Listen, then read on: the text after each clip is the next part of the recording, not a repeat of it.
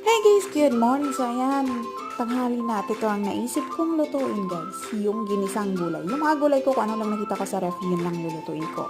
At may konting akong sahog, pork, at saka konting atay ng manok. Ayan. So ayan, simulan na natin ang pagluluto. Ayan, pagkatapos ko gisahin yung pork at saka yung atay ng manok, sinunod ko na yung gulay. Yung gulay ko naman guys, patata, sayote, cabbage, at Chinese pechay. Meron din pala akong bell pepper. Then, pagtikim ko guys, nakulangan ako sa anghang. So, ayan, kumuha ako ng sili at hiniwaan ko. At this time guys, ayan, sinunod ko na yung mga dahon. Ayan, cabbage and Chinese pechay. Ayan, simmer ko lang guys for a few minutes.